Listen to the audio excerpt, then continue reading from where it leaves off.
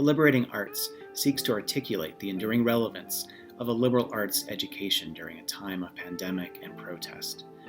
Through our online platform, we will host a series of conversations with writers, academics, institutional leaders, and public intellectuals about the nature of the liberal arts, their formational purpose, and their moral significance in a time of great cultural disruption. We hope to inspire viewers and listeners to learn more about the liberating effects of these arts on their own lives. To find out more, please visit www.theliberatingarts.org or find us on Twitter, Facebook, Spotify, or YouTube. Well, welcome everyone to Liberating Arts Liberation Channel. I'm Jonathan Tran. I'm one of the persons working on this channel. I have the great pleasure of interviewing for our conversation Professor Willie James Jennings of Yale University, the Divinity School there, as well as Africana Studies. It's great to have you, Professor Jennings. Welcome. Thank you for being with us. Oh, glad to be here with you, Jonathan. Glad to be here. So you're a man who doesn't require much introduction, but I'm just going to do a brief one. You, of course, are the author of The Christian Imagination, Theology and the Origins of Race, which won, I think, just about every award that could be won in theology and religion. But I think, more importantly, most of us consider one of the most important books of the last 25 years, and it really has been a sea change in the conversation. So we're really grateful for that. You followed that up by a commentary on the Book of Acts, where you continued a number of these themes and arguments, and then your most recent book, which we'll be talking about today, After Whiteness, and Education and Belonging. So grateful again for having you with us, and I thought we'd just jump right into it. So you began by talking about this book by saying this is, you had thought about when you want to write a book like this, but you had decided that this is the right time. So could you say kind of what times you think we're in? Give us a picture of how you're imagining our world today, and also what you hope this book contributes to that. How does it speak into our world today? Yeah, glad to. And again, thank you for inviting me. So this book comes at a time when there are so many deep questions about what theological education is. Questions about whether it will survive, and questions about how it should survive, and even questions about whether it should survive. But there are certainly questions about how it will survive. And so the book comes at a time when so many schools are thinking about what they're doing, and so many schools are in peril, Jonathan. Years ago, the former director of the ATS, the Association of Theological Schools, which for your listeners is the governing body for theological education in North America and Canada, and in a few other parts of the world. Dan Elshire was the director back then, and he started saying many years ago that about a third of the theological schools in North America probably will not survive deep into the next century, into this century. And it still is the case that many schools are hanging on by a thread, and many have already closed. And so part of the question is, how do we think about the whole endeavor of theological education when schools are in trouble? And the reason schools are in trouble is because the church and Christianity in North America is in trouble, just in terms of the sheer numbers of people who still find going to church and being part of organized Christian religion a compelling idea. And so you have that dynamic. You also have the dynamic of what I'd say Christianity is in a very serious crisis in North America. For so long, it's been connected to a whiteness and white supremacy and deeply racist habits of mind and habits of body. And that is creating a crisis, especially for younger generations, the kind of students you're teaching and I'm teaching, who are looking at the faith of their parents and their grandparents and thinking, I don't know if I want to follow that stuff. And so there's a crisis at that level. But then, the book also is written to speak to a wider crisis in Western education itself. And Western education itself is in crisis, along some of the same lines that I've mentioned in terms of theological education. but also in terms of the ends and the purposes of education and the ways in which it's been tied so profoundly, so tightly to capitalist longings for so many people.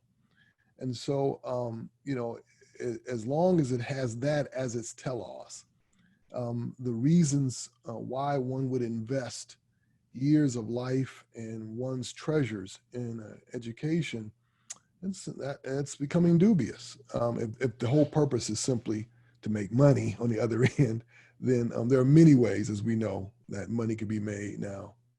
And of course, those of us who are on the humanities side of the educational endeavor, we feel the crisis because increasingly we are being seen as the historic district of higher ed, and higher ed is primarily being taken over, imagined as it were, from the reality of STEM.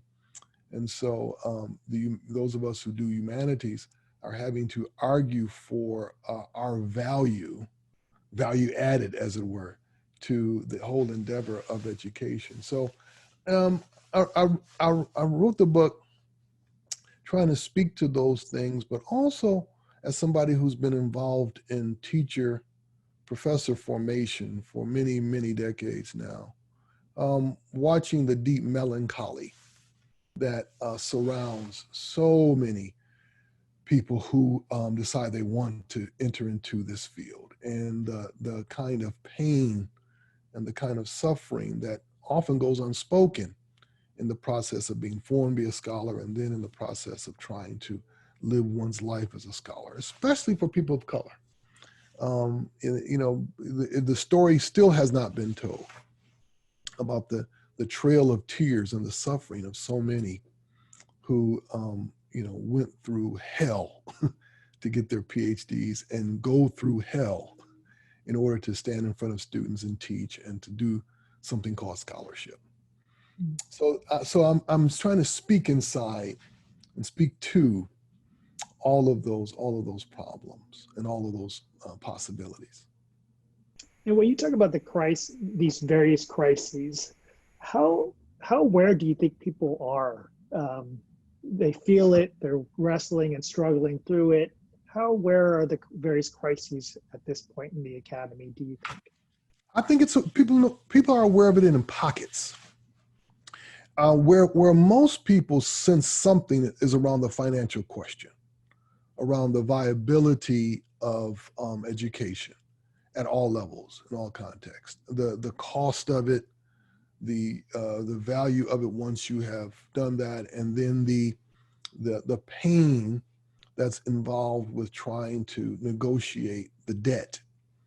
And so people are aware of it at that level, but for many people, that's all it really is. It really is a question about how do we have a more cost-efficient product to give to students, and how do we get more people into college who can afford it. And after that conversation, then most people are, okay, I'm pretty much finished with the conversation. But these other levels, I think very few people, certainly very few people outside the academy, and I think not enough people in the academy are aware of this. Because for many people, what I'm talking about really isn't a crisis. It's just a part of the reality of being in the academy. You just have to suck it up and accept it.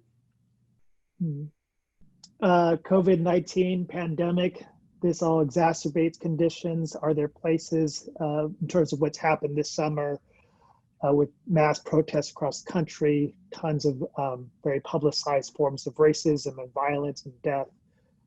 Are there places of hope in the midst of pandemic, or will pandemic just make all of this worse, do you think? Well, it is making it worse, but there is hope too, Jonathan. I mean, what's so great about this moment, I mean, I can take my institution, there's new focus, new energy, and new efforts being placed on thinking through white supremacy, racism, and the problems of race, and how they impact every aspect of a academic ecology. And I see this happening across the country. A lot of schools are starting to come back to these conversations. And so I'm encouraged by that. Having been at this for many decades, I am a little worried. I'm not cynical, but I'm a little worried because I know that there's always backlash and pushback and people getting fairly fatigued very quickly once you start to ask them to start to think seriously about the racial condition. But let me tell you, this is the first time in this country where we have seen so many white folks actually getting serious about learning and thinking about this. I was talking to a president of a seminary, and he told me about he had a dear friend who, over the last few weeks, a couple of months, had read like 16 books on race. And he was a little worried that his friend was going to get burned out. But, you know, that's unprecedented, man. I mean, I've been at this a long time, and so have you. And anybody who's going to sit down and read 16 books about race, I mean, that something must be going on. Because in the old days, the most I could get somebody to read is maybe a half a book or two essays. But so it's encouraging to see more people actually take this seriously. And I agree with those who said, you know, the pandemic, one of the things about the pandemic is that it has certainly created the conditions for more empathy as more people find themselves in situations analogous to what Black folks in this country live with every day. You know, you want a job, but you can't have a job, or if you take a job, you're gonna have to put your life at risk. You are your health care is not what it should be. Your city officials, your state officials seem to turn a deaf ear to your needs. So these are things that I think that are helping people understand. And then to see the police enact violence on Black bodies with little with impunity and with little concern of being arrested for what they're doing. This is hitting a lot of people. And I'm thankful that more people are actually seeing this. I'm not thankful that it's happening, obviously, but I'm very thankful that people are seeing it. Speaking of books on race, I'm sure your readers would want to know, how do you think about this book in relationship to your previous books and your kind of ongoing work and interventions? Well, this certainly is inside the larger project I have of thinking through the relationship of Christian faith, Christianity to race, and thinking about the wider problems of the racial condition in the West. What's unique about this book is that I'm bringing the reader inside, deeply inside, some of the realities of the academy that are often, those of us who inhabit it, we know, but those who are outside the academy, whether it's the Theological Academy or just the wider Western Academy, aren't really privy to the kinds of things that go on. And so, and I do this from the perspective of someone who's been, as you know, deep inside the operations of a school and a major university. And so having watched the way this works, as they say, watch the sausage getting made, I can speak about, you know, some of these horrors. And my goal here, and with this book, is to actually create a different conversation than we're having right now. I mean, the way I position this book does a different work than the important work of Ta-Nehisi Coates or your brother who's written How to Be an Anti-Racist, you know, or even Robin DiAngelo's fine book. It does a different work than those folks, because while all those works are very helpful and important, there's no book that really brings you inside the formation of the Western intellectual who's going to inhabit the academy and some of the problems of whiteness inside that habitation.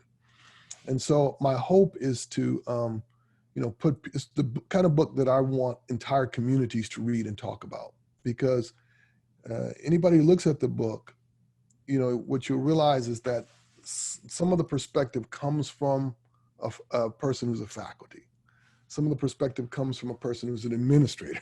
Some of the perspective comes from a student. And so what I want is to put all those groups together, and together they can actually see some things that just one of those groups by themselves will often miss. And so it's building on the project, but it's taking on now what I consider to be an urgent need in the work we're doing in the academy, from the formation of undergraduates all the way to the care and feeding of senior faculty. I did want to go back specifically to the stories and the form of the book. As you kind of have just said, one of the things that was really striking is the book is kind of characteristically full of really powerful arguments, brilliant formulations. But the form of the book is oftentimes stories and in particular poetry along with that. Why was that important for you to use those kinds of elements in kind of making your argument, showing what you want to show in the book? Yeah, there are some matters that I think you can't get at with a straight analytic. And to try to describe and think inside the dynamics of an academic ecology, you have to come at it in a different way. And because what you're trying to do, and what I was trying to do was to, in some ways, look at the academic ecology from the inside of the lives of professors and inside the lives of students and administrators, all those who inhabit the space. And part of this is, one of the things I talk about in the 3rd chapter, that institutional thinking and institutional feeling go together. And in order to get to really kind of touch that, I wanted to find a way to get at it. So I needed poetry and I needed short story. But what's also the case is that I think theology as a discipline needs those other mediums as a way to do its work. Unfortunately, too much theology, I think, is just absolutely married to the analytic mode in a way that I think oftentimes, and to me, it really hurts, what we're trying to say. So much of not all of it, but I'll say a good portion of theology written, these days, and by these days, I mean the last 20, 25 years, it would be much better if it was written in a different kind of mode than what we get. So I was trying to draw on all of that. I also wanted to, I have been a closet poet for many years. And so what I wanted to do was to put my poetry out there as a part of it. But I also think the poetic is an incredibly important way to do theological work. It's an incredibly important way to open up, as I like to say, the mysteries of the human inside the mysteries of God. And so it's important, I think, as a form of intellectual work to embrace poetry. That's, I think, an essential part of how theologians and ethicists should do their work. So all of that was necessary because some of the things you cannot simply, if you simply try to analyze them, in many ways you'll kind of miss the point, because some of the things are just so complex and to use these words, delicate, and like a flower that, in order to touch it, you have to touch it in a different way, because if you just grab it, you'll destroy it. What was that like for you as a poet to put yourself out there, but also to revisit these really powerful, deeply personal stories that you had walked through, shaped your life in different ways? What was it like to kind of revisit those stories? Well, I was thrilled about being able to put the poetry out there.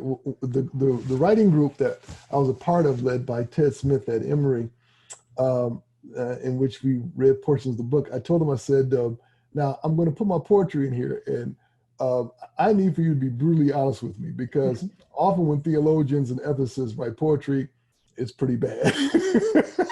So there's a reason they stuck with the analytic task. Right. So I said, please let me know. I do not want to put this out. And the highest compliment I got was by one of our colleagues who was in the group. She had missed the meeting, and then she came to the next meeting and she had read the first 2 chapters. And she said, I kept looking in the back for what poet you were quoting here. And then I realized, this is you. This is pretty good. when a scholar looks in the back of the book for what the poet is, you know you made it. But it also says the low bar for theology and poets. Right. That's exactly right. Well, you know, as I say in the very beginning of the book, one of the things about scholars, Jonathan, and you know this very well, we have wild memories. And so we remember things that other people would have long forgotten. And that's part of the strength of being a scholar. Your mind holds on to the obscure and the unimportant, or the things others think is unimportant, that you realize, actually, no, this is very important. So what that means is that we're living with our memories in ways I think other people don't appreciate like we do. Because so to be able to share these stories, in a sense, to bring people into my present constant remembering of the past, in order to calibrate what the present and the future should look like. So it was good because I was doing it, as I think most scholars who want to try to do this, I was doing it in service to the present and the future. I realized, and as I told a few people, many of the stories all the stories are both true and made up, right? So, you know, I took pieces apart, but many of the stories are composite, which means that it happened multiple times with different people. And so I just wrote it all together in one. And the goal is to be in service to those who, I mean, people have already written me and emailed me and said, you know, yeah, this happened to me. and I never knew what to think about it until I read what you said about it. And so the goal is to be in service to people who are engaged in that operation that, as I like to say, you should never do alone, self-interpretation. Yeah, I really appreciated the stories. I mean, it's really one of the gifts of the book. I mean, I think most people know you are an otherworldly mind thinker, otherworldly writer, certainly an extraordinary teacher, but you're also a brilliant administrator. And not many people who didn't live during that time with you know that about you. But it really gives that, but also a very particular version of that set of stories. So I really appreciated that. So let me dive in further with the book and ask you a couple of specific questions and ask you to say a little bit more about some of this. One of the things you write is theological education in the West gloried in a refusal. And you talk about a refusal of Christians to think with the rest of the world, say the non-European world, about the world, right? This refusal took as its task forming people who would embody this white aesthetic regime as fundamental to performing a gospel logic and a Christian identity. So talk to us, if you will, about the West's view of education, about how contemporary theological education continues in that, what you call its collisions and collaborations. Well, you know, it's this comes near the heart of the problem, that there's a trajectory that Western education is yet inside. And fundamentally, it's a theological trajectory. George Marsden, a long time ago, when he wrote, you know, his famous work on the soul of the university, was scratching at this very thing, that there's a deep theological trajectory that Western education lifted off on, that was the runway.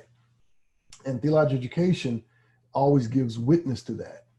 The problem is that that trajectory found itself moving and burying itself deeply inside the colonial matrix, the modern colonial matrix, and the modern colonial project of civilizing the world.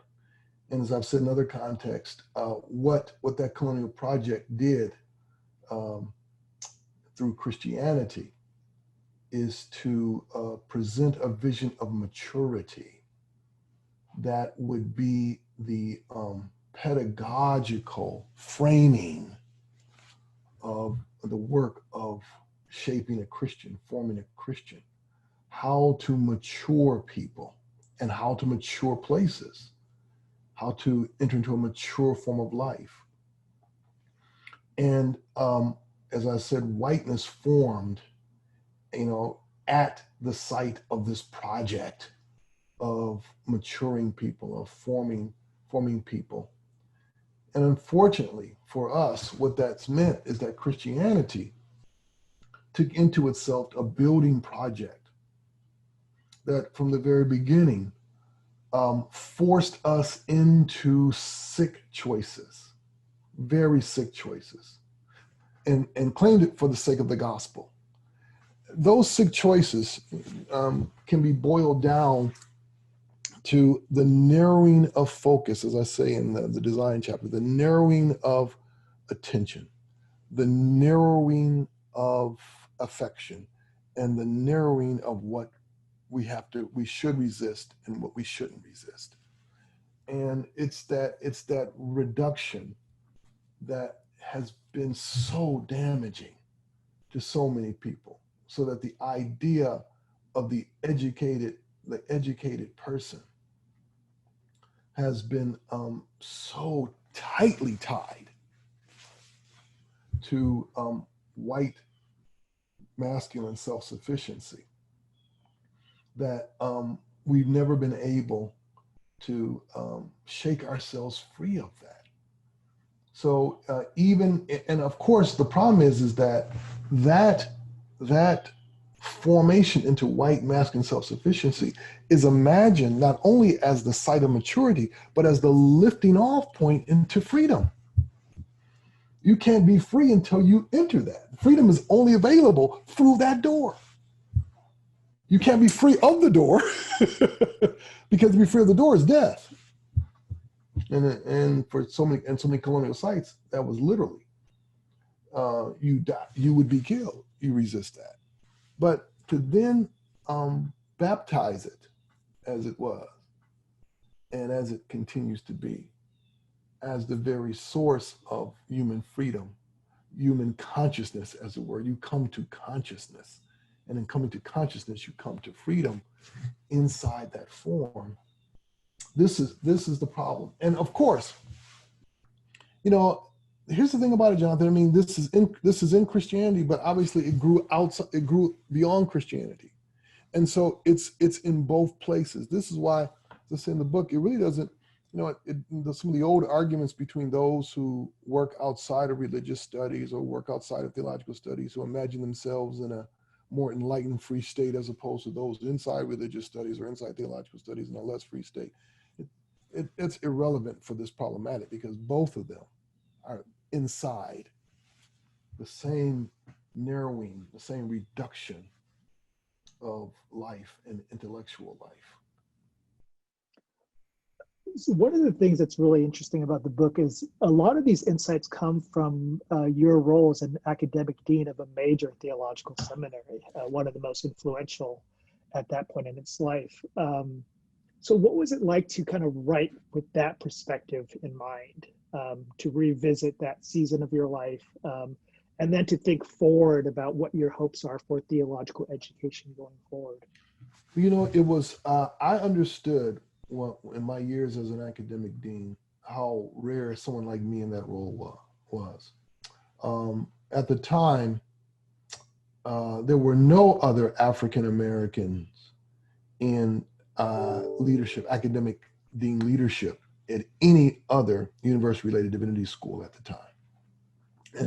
And if you asked how many African American academic deans there were, I think we could all fit into a room, a small bathroom, maybe 5 of us total. And so I realized at the time how rare it was. What I did not realize at the time is what a toll it would take on me physically, emotionally, and spiritually because of the kind of work. Academic deans, if they're doing their work with any kind of diligence, your body starts to meld into the daily operations of the school, and you start to feel what's going on at the school.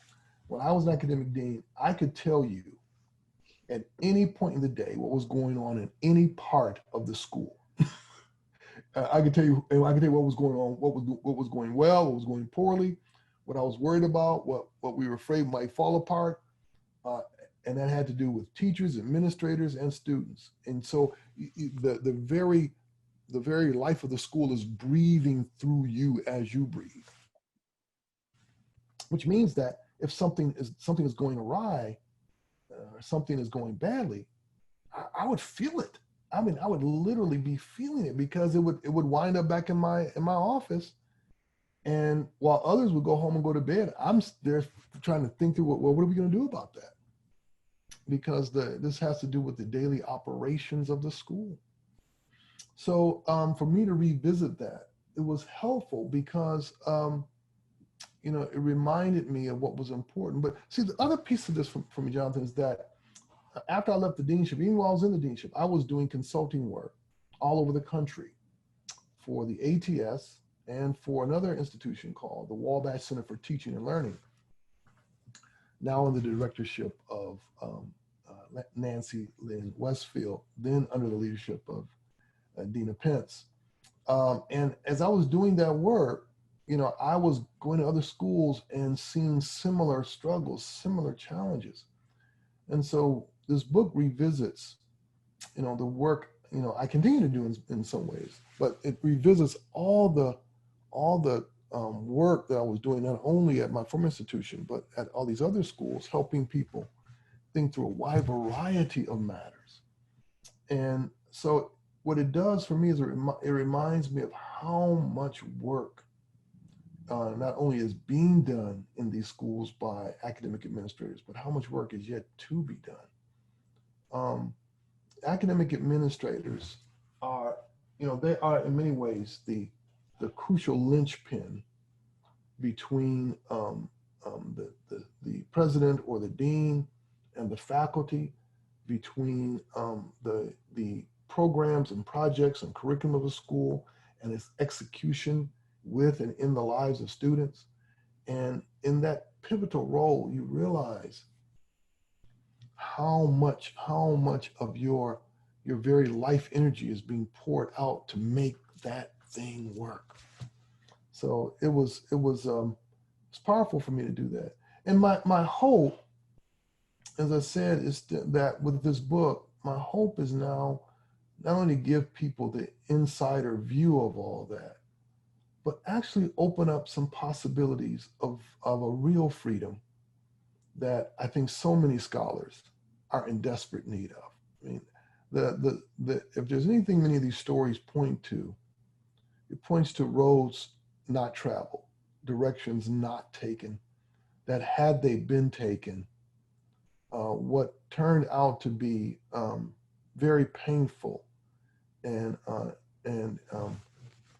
very painful and imprisoning realities could have wound up being something very different for people. So my hope is that it will open up some new possibilities for people to think through, everything. And so everything from undergraduate education through what it means to be a tenured full professor, what it means to be an administrator, what it means to be a student, to rethink all of that in ways that will move us away from the power of living inside the aspirations of that sick formation that's always in front of us. To dig deeper into some of that, to go further again into the book, I want to pull up a screenshot from an image that you reflect quite powerfully on in the book. The title of this image is Slaves at Worship on a Plantation in South Carolina. In the book, you talk about coming across this while giving a lecture at Wheaton College. You say in bolded print in the book, all theological education in the Western world is haunted by this illustration, a plantation at worship and an enslaved preacher. Can you say more about this print and what it says about contemporary education? Oh, yeah, absolutely. I came across this. The archivist at Wheaton, who was in charge of the Billy Graham Museum, happened upon this folder in the archives in which someone had sent, or maybe several people had sent prints to the archive that depicted, that prints of Black people by white artists, some not white artists, but mostly white artists. And in that collection was this particular picture. This comes from the London Times, and someone had sent this to them, and they had sent the whole set to me because they wanted me to come and comment on this whole set. And they later published a very nice little book on it. But when I saw this, Jonathan, it hit me. I mean, it's like somebody punched me in the face and in the gut at the same time. It's such a powerful image. And what the image points to are two abiding realities that have moved through theological education in the West from the very beginning. One, you have the master and his family sitting there at the very center.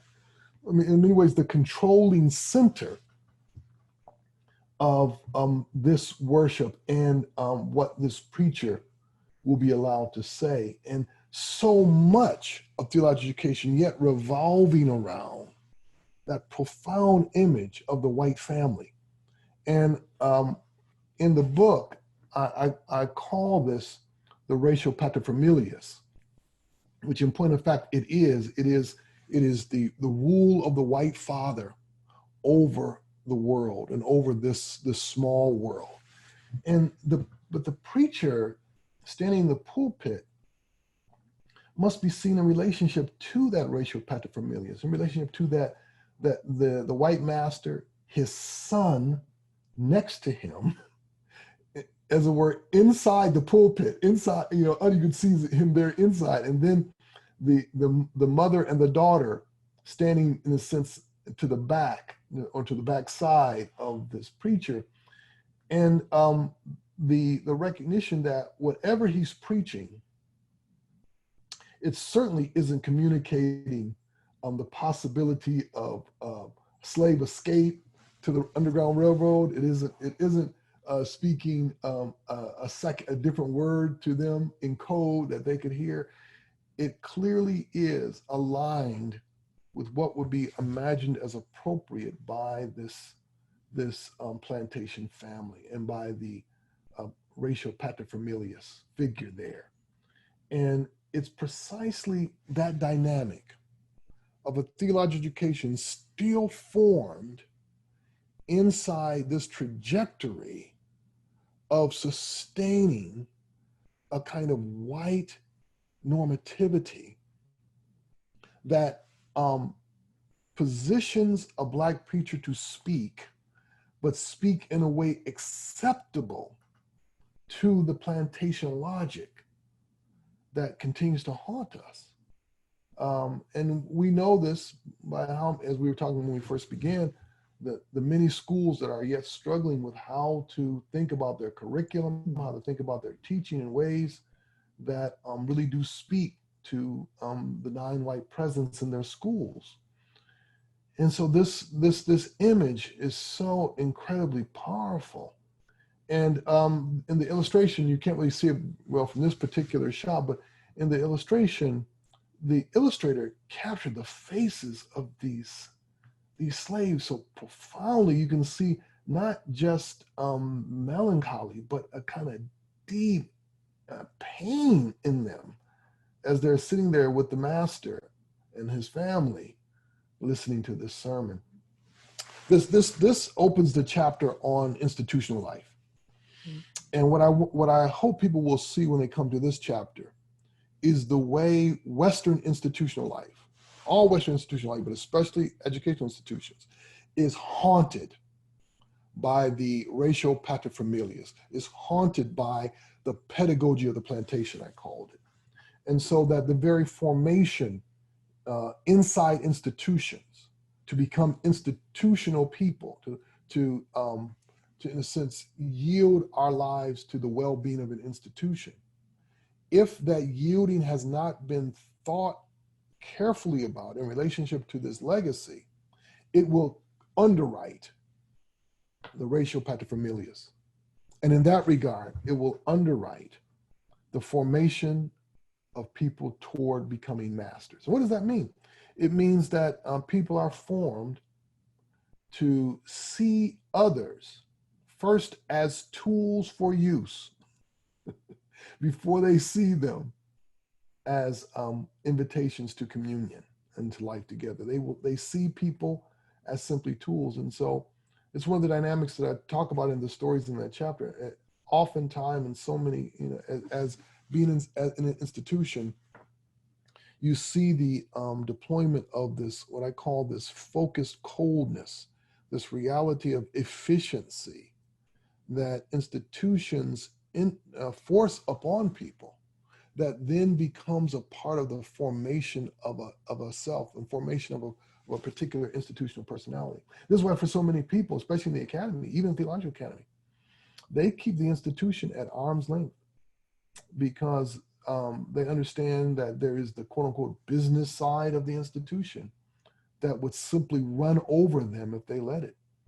And so their allegiance, their alliance to the institution is kept at arm's length. They're not going to let this place get too close to them. And in point of fact, the tragedy of that is that also creates a particular kind of formation that is the flip side of someone who fully enters into the desire to become a master.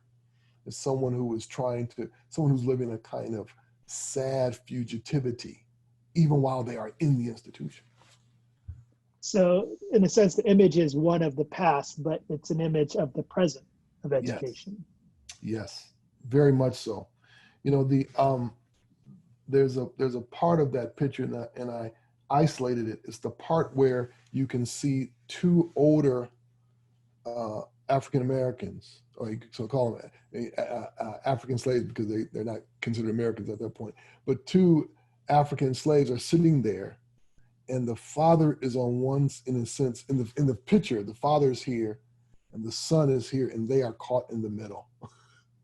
And it's that reality that so many people of color in the academy know. And I tried to name this because this is never named. In fact, I don't know any book that's ever named it.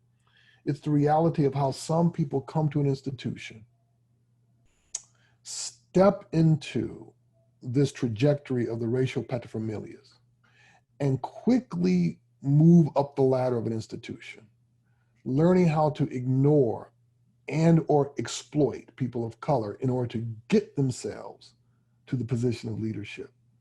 And for so many people of color, especially so many African Americans who see that and carry a deep melancholy because, okay, here comes another one. She comes in, she don't listen to us, but in another year she's going to be our boss, or she's going to be the dean or whatever. And the horror of that, the horror of that, and of course that reality can run parallel to somebody's intellectual project that might be emancipatory, might be progressive, might be it might be in all the wonderful things about their academic project, but the way they function in the institution, they're like slave masters in training.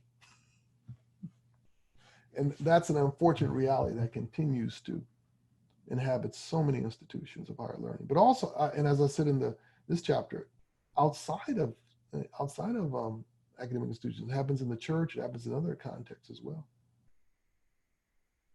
Continuing this line of thought, but also pointing us to hope and other possibilities. You write, theological education is about resistance. It is the seed from which may grow beautiful habituation, or from which may be grown mind-bending captivity. Yet how do you design for intellectual resistance? This may be the most pressing question in theological education today, because we theological educators are failing miserably at precisely at this, at imagining a form of resistance that builds community. Can you say more about this, about theological education being about resistance, how it can go beautifully and lead us further to captivity, about how educators are or are not taking this question seriously, and the benefits and consequences of that? Absolutely. And the stories I tell here, I hope people will be able to think about those stories. But this is one of the crucial problems we're facing right now. That we don't know. When by we, I mean we theological educators. I would say the Western Academy as a whole. This is a huge problem. We don't know how to engage students and engage communities in shared projects of resistance. I mean, this is the other, in a sense, this is the inside of thinking intersectionality, right?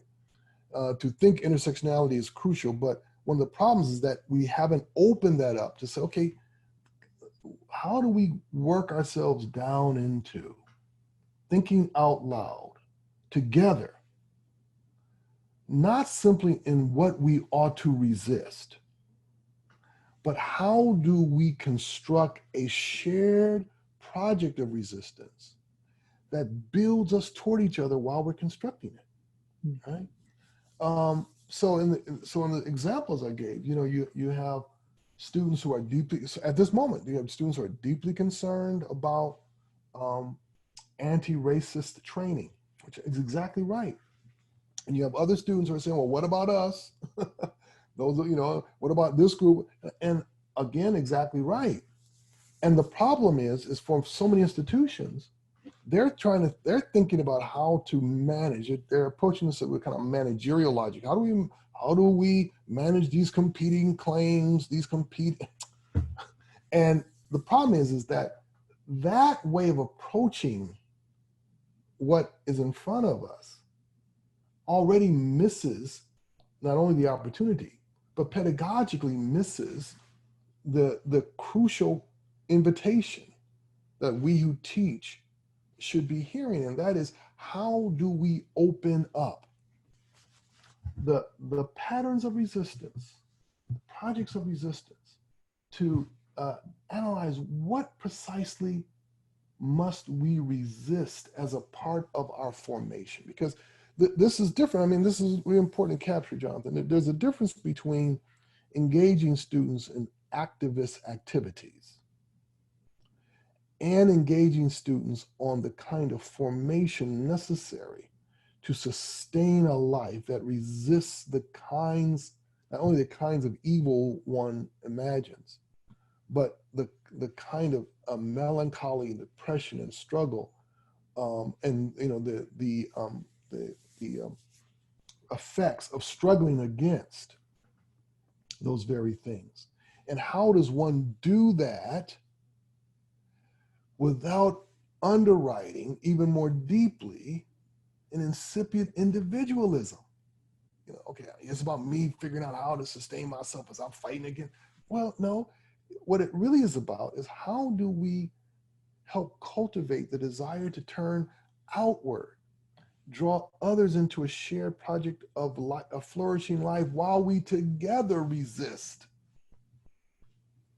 A, B, C, and D.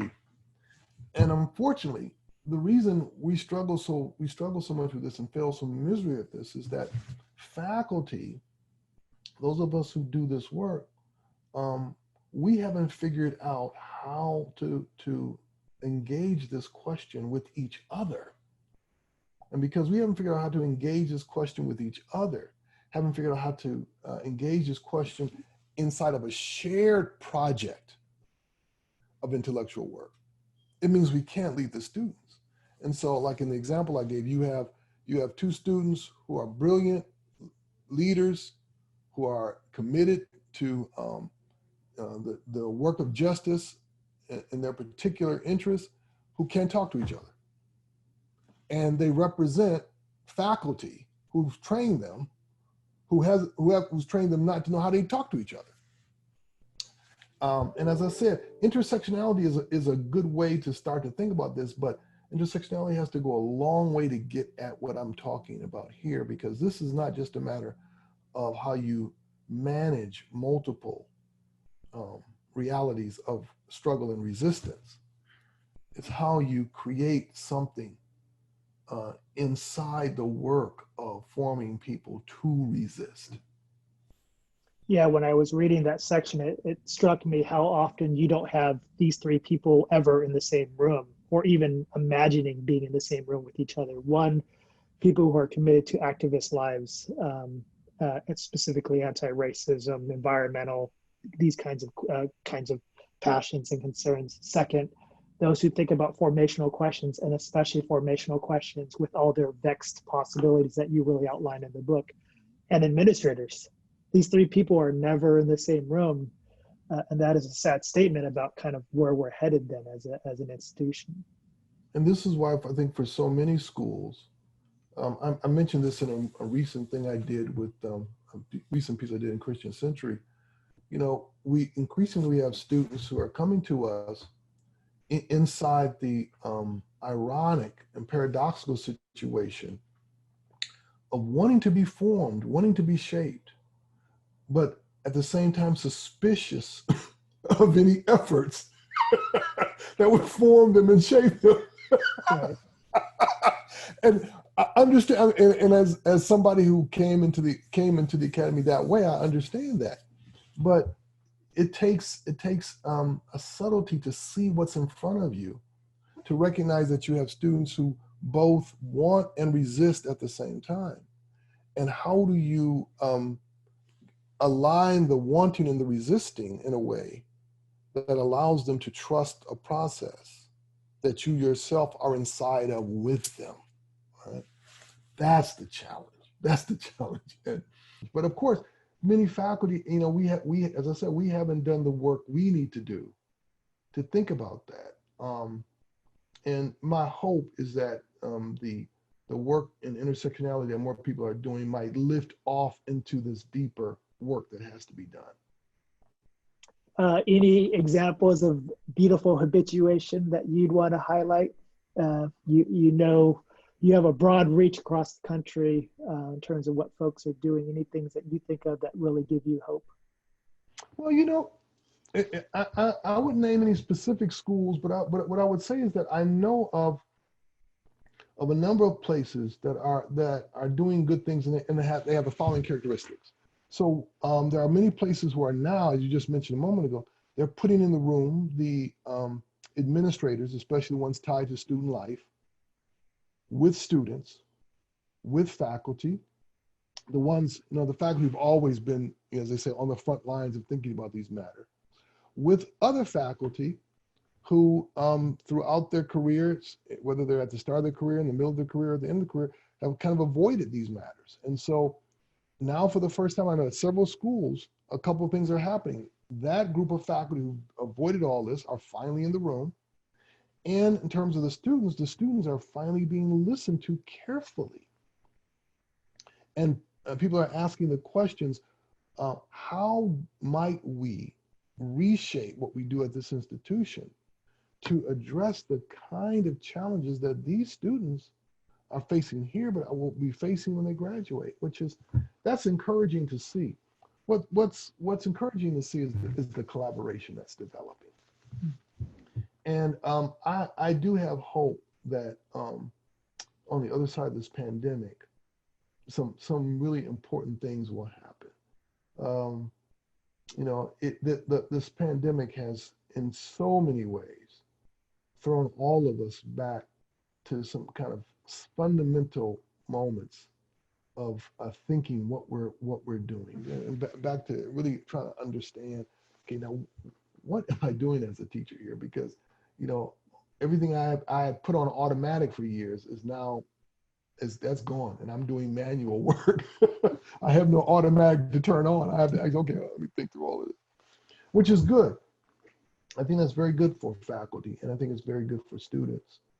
I'm teaching this semester, and I find myself attending to the kind of particular needs of my students much more carefully because of the stress I know they're under. And, you know, even though I'm staring at a screen, you know, I'm looking at their faces much more carefully and intently now to see, okay, how much energy does this student has? What's going on? You know, and I think all of that's to the good.